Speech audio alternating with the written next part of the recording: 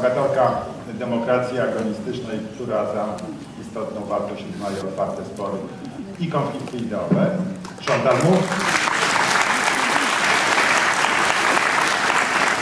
Obok Pius Knüsel, od wielu lat dyrektor Pro Helvetia, Szwajcarskiej Fundacji dla Kultury. Intelektualnie zajmuje się zróżnicowaniem kultury, globalizacją i integracją społeczną.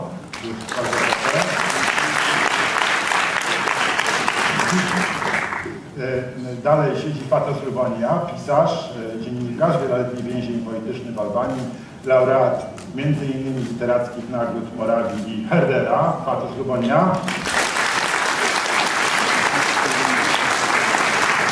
Obok Tomislav Medak, filozof i animator kultury związany z Multimedia Instytutu w Zagrzebiu.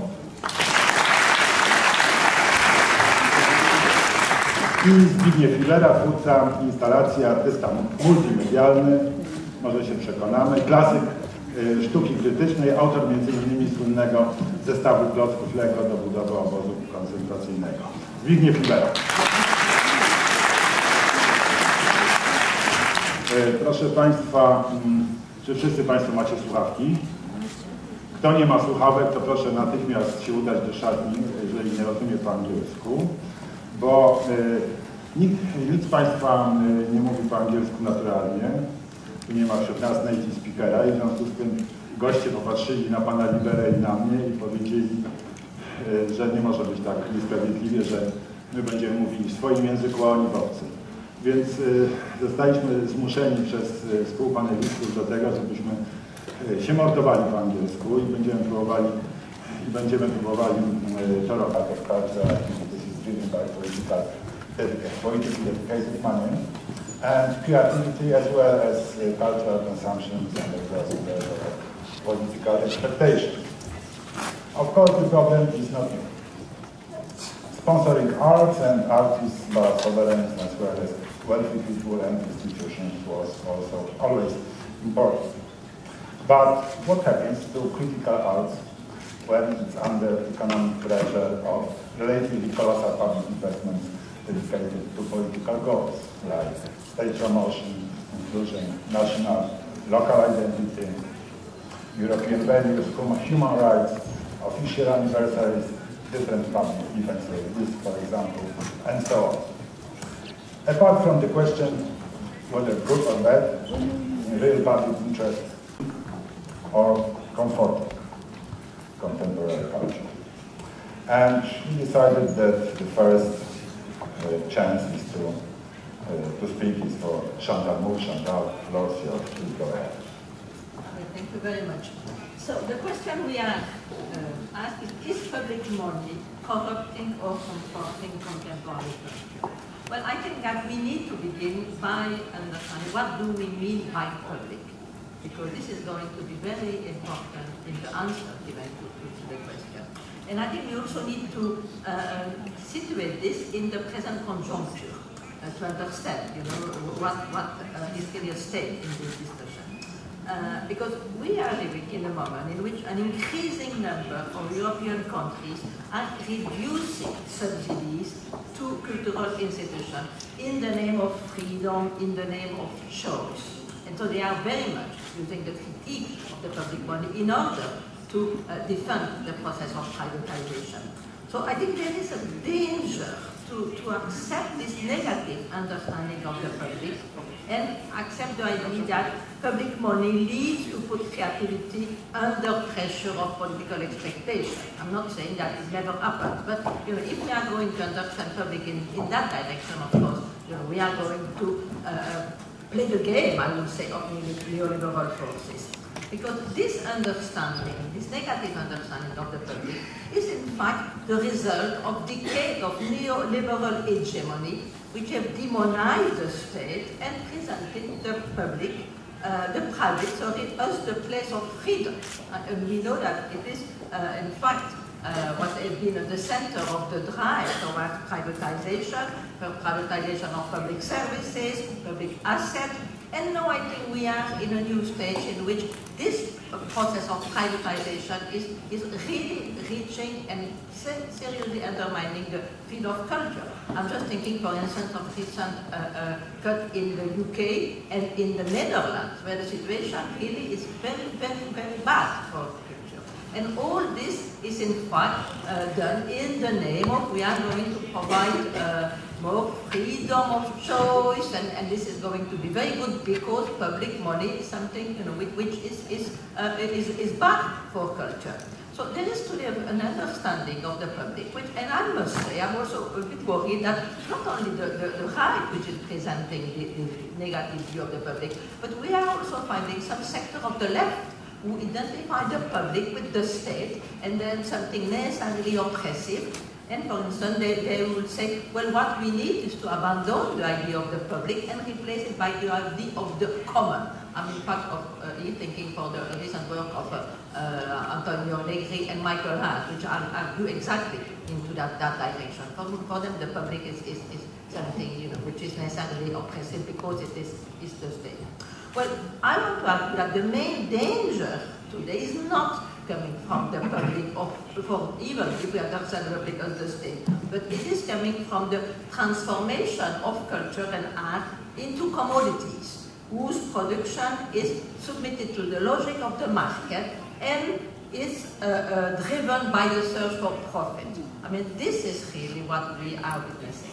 So, in this situation, how should we see the role of the state?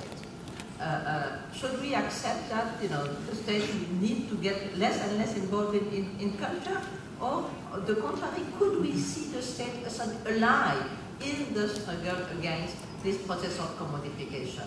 And I think that we should see the state as an ally in this process. Of course, it will depend on how we act, but the state could be an ally in this struggle against commodification.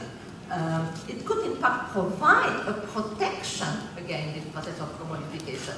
I'm thinking, for instance, that takes me directly to the question of Europe, because we are in the European Congress of Culture, so we want to imagine what is the situation in Europe. Well, I think that the state could help us to define what the French call l'exception culturelle, the cultural exception, which is precisely different to that cultural and artistic, but they are not just commodities. They should not be seen as commodities. I think, for instance, if there is still today in Europe, in different European countries, an independent cinema which is not simply a big Hollywood blockbuster, it is precisely because of the difference of the cultural exception, and it is because the state has, in many countries, been able and active in financing this independent cinema. So I think this is clearly a place where we can see the importance of the state as a protection against the commodification and the influence of American culture. So in order to defend culture in Europe, we really need to use the state as an ally. But of course, when I'm saying that we need to defend the idea of the public, I'm not just saying any form of understanding of the public. Because we should not understand the public as state finance and control. So I think what we need to do is to fight for a different understanding of the public. A public that would be, of course, financed by the state. After all, those are our taxes which are used, but in which the citizen and the cultural producer and the artist will have a much more say in the way in which the money is used. So the state will provide the money, but then the decision about how this money is going to be used should be done by the citizen and by the producer. Because this, of course, will impede the danger of having control over the product. I think that there is also something which needs to be seen, another danger, because we could have a public finance which is not controlled. The state, for instance, will not say, okay, you can only finance this or that, but there is still a danger of bureaucratization. In fact, I was recently in a debate in Vienna, l'Institut Culturel Français, where they were saying it was with a group of choreographers, And they were explaining the danger there that with the public money is not that the state wants to tell us what they need to do, but they say there are so many intermediaries between the state and us that when we got to go through so many things of forms and things like that, we really spend a lot of time just doing this kind of bureaucracy. So I think that's also something that needs to be taken into account when we are going to understand how the public should be understood. So this is why I would want to argue for some kind of agonistic understanding of the public, a form of public in which there is really direct participation and the possibility, of course, for a multiplicity of view to be expressed. Because another danger, of course, could be some form of elitism. So in order to avoid the danger of elitism on one side and bureaucratization on the other, I think this is why...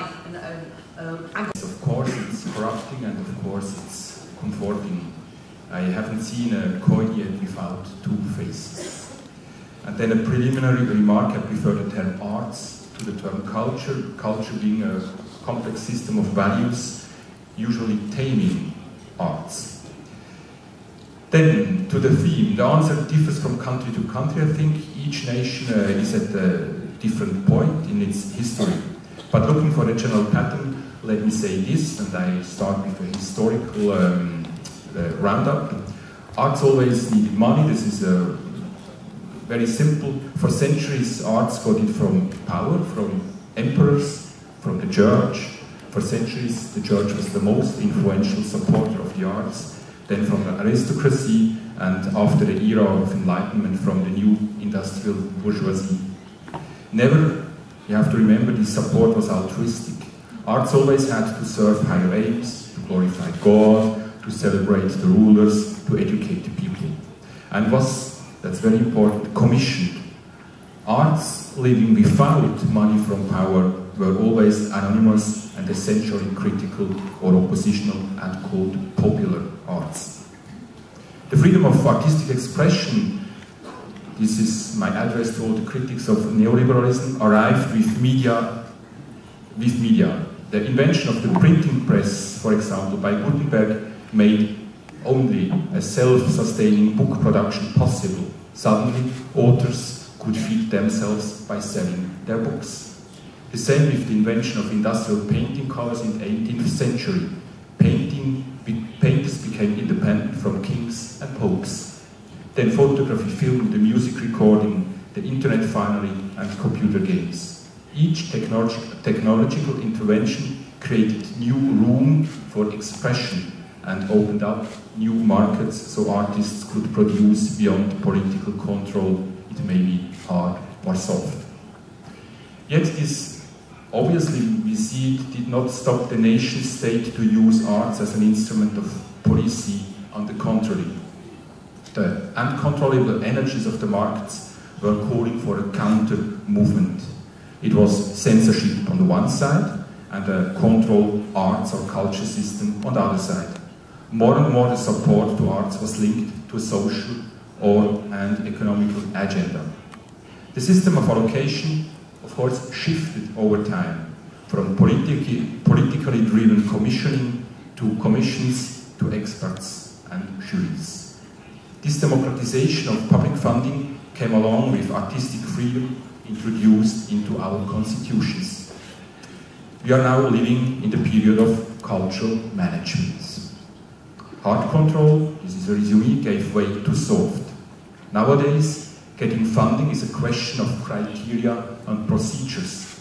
Nevertheless, the formatting impact is enormous. More and more, artistic productivity is a function of funding schemes.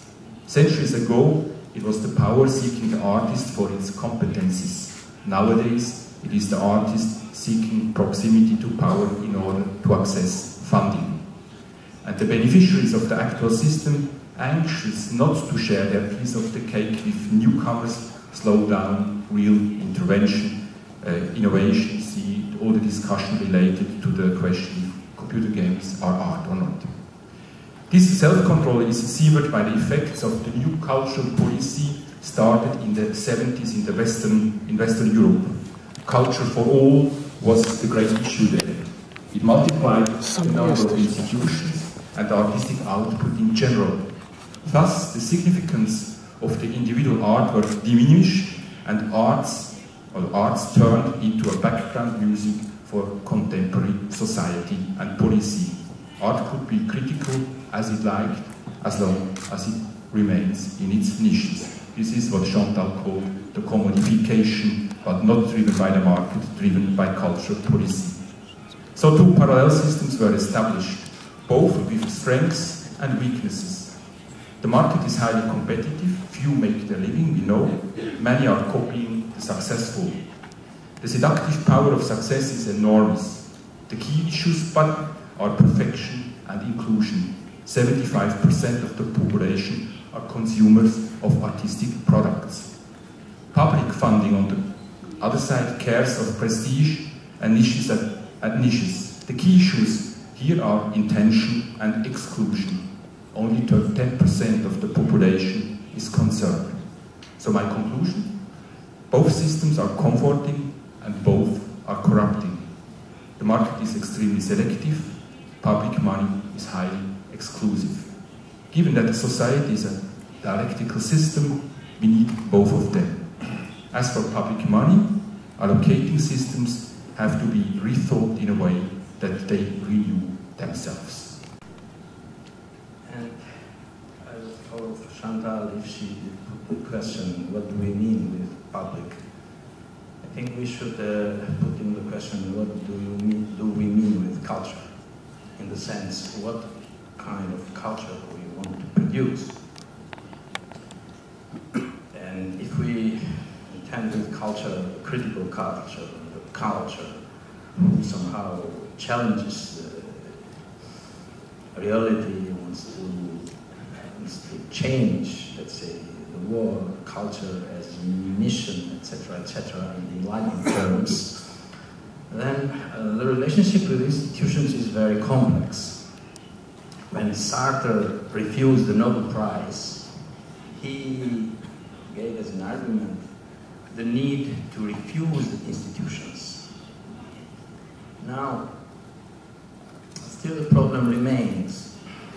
We are coming from different experiences. I'm coming from Albania, an ex-socialist country, a totalitarian country where the political power had the monopoly of everything, even the monopoly of culture. And our relationship with institutions, with, let's say, public money or state money is very controversial. It's, let's come to the 90s, I mean, in the moment when we had the so-called democratic movement, what happened? At that moment, somehow it was the movement for freedom. And it was a general movement, it was, let's say, a kind of movement which was not yet institutionalized somehow. And we as intellectuals were main actors somehow at that time. But just I want to jump to the market. What happened after, very shortly? Very shortly it happened that this movement, in order to, let's say, this idea, in order to survive, should become domination, let's say, in Adorno's terms. An idea, in order to survive, needs to become domination. And my experience is, often I try to explain my experience of that moment when we had to build new institutions in order to, I like to give as a metaphor Jurassic Park of Spielberg. It was a moment when the scientists were trying to, they said that they can create these dinosaurs, but they can control these dinosaurs, no? And that's why they created the dinosaurs. But very quickly they saw that the dinosaurs were becoming a very big risk for them, danger. And this was with our building new institutions, especially in neoliberal terms, in giving all the powers to the private, to the market. These oligarchs who grew up very quickly became like the dinosaurs, and instead of instruments for more possibilities, more freedom of choices, they very quickly became a threat. And to me, this is a problem. What should we do with these institutions we created in the name of more freedom of choice? I think I agree that we should return to the idea of public, but having the experience of the past. And but generally speaking, still this is more complex. Let me finish just giving you a short story of my present time, how I see the relationship with institutions in any case. When we were sent to prison, I was sent to prison, and which is the hardest institution, let's say. What they do is they take off your dresses and they give you their dresses with the strips, you know.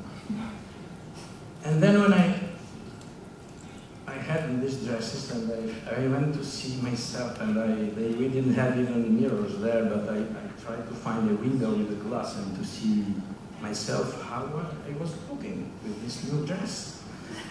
And I say, it's me. No, it's not me. This is not me. But on the other side, you need two dresses, because you cannot have other dresses.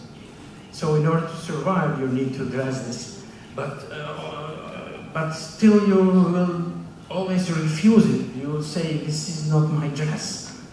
When I will be free, and if I have possibility, I will have my own dress. I find this paradox somehow with all kinds of institutions that I have to do even now, maybe because of my prison experience. Always I need money somehow, but I have to be vigilant that they don't put me their dress, that I keep my own dress somehow. Yes.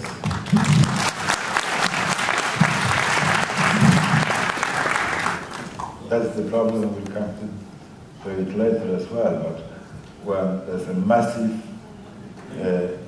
funding for given subject. I mean, we had this in Poland, like last year. I mean, Chopin here. A lot of money for anything about Chopin. Whatever you like to compose, paint, write about Chopin, there was money for that. Not for Adam Mickiewicz, because Adam Mickiewicz goes 3 years later, or 2 years. Yeah. That's, I mean, for artists who must make their living or something. Sometimes it's necessary to take this dress. And we must come back to that. Okay, Tomislav, please go ahead. I'd like to remain with this question: how do we act being in a position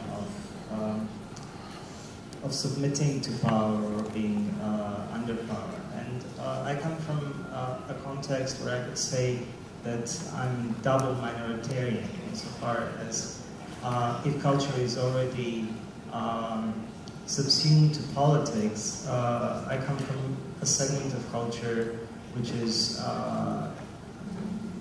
marginal, or which is somewhere pushed at the margin of the cultural system. I come from a segment of culture which is independent, which is positioned between self-pauperization and flexibility. And I think it's important to pose the question of agency coming from such a context. Already the idea of soft power is paradoxical. It says basically that politics, by enabling culture, corrupts culture, or undercuts its agency.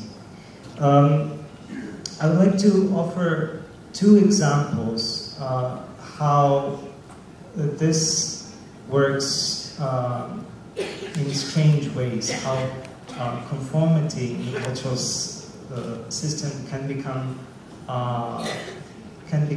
hard power, and how agents or actors being in a position of lesser power or trying to find their way to deal with power can act. I think that there is always a dialectic of economy somewhere in there. But the idea is that culture always submits to an external rationality, be it economics, be it power. And that political parties are less and less connected to political bases insofar as bases are disappearing.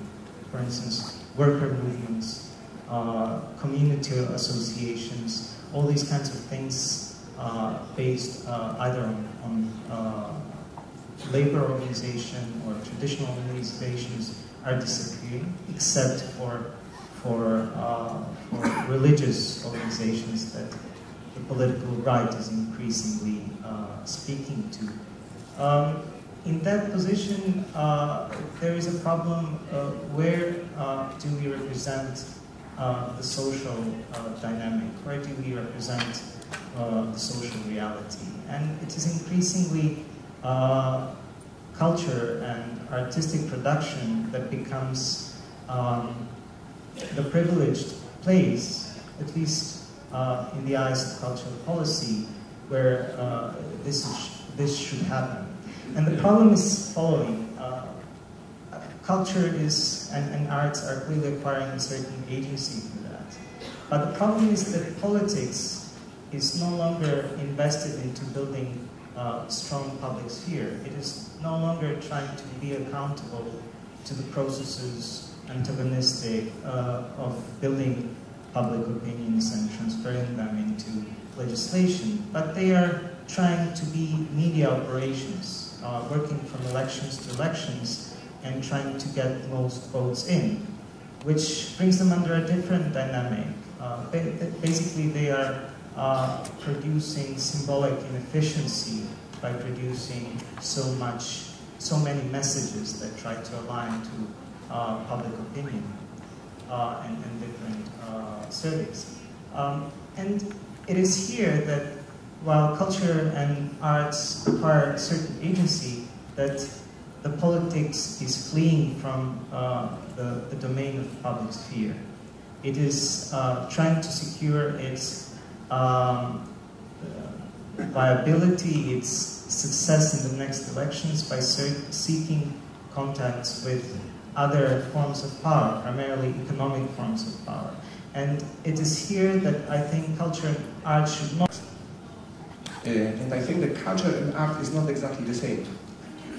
I really like this metaphor of prisoner uniform, and because I have, as many of you know, I have a similar experience. Of course, I was only 1 year in prison. The man was 17 years. But when we were in prison, they, of course, as always, they give us their clothes to wear. But this was political prison. And we were fighting with them. And we fight that we have a right to use our clothes. Yes? And often I think about artists as criminals in a prison. Everybody is perfectly alienated. Everybody is alone. It's very, very rare that the riot in prison appears. Very, very rare, only in extreme situations. So, I think in these special situations, we can go together. And the first condition of doing something is go together. And later on, I will talk about the treaty for culture, etc., but later on. Now I want to share with you my another experience. In the 80s, I participate during the martial law in Poland. I participate in a group, artist group called Kultura. Sometimes it's translated as pitching culture. this was a very special situation. The culture was forbidden that time. Yeah? There was a martial law. Theatres were closed, galleries were closed. 10 o'clock you have to be at home. But we were active, and we were doing it only for ourselves. The group was maybe around 40 people, let's say. We were acting to ourselves. Everybody who participated in a group was supposed to give something, a fund, as we call it. A fund which was very important, like a ticket to the participation.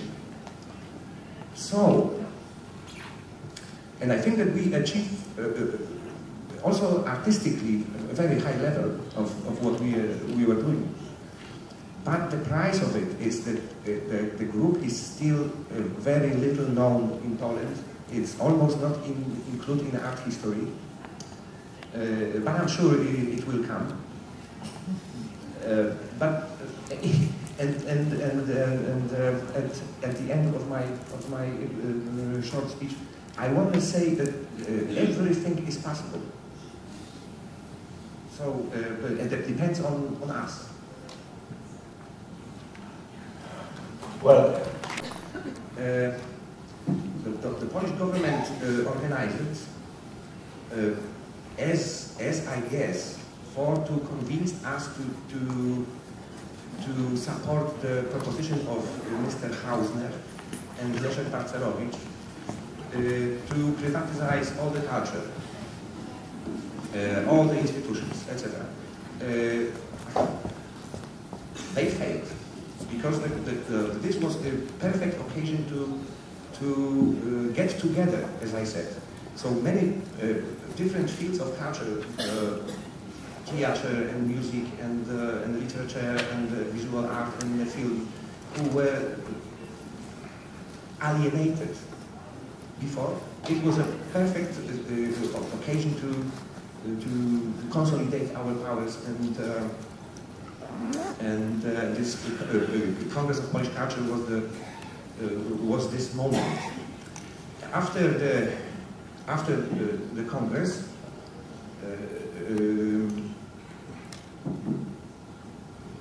there was a couple of institutions which were created,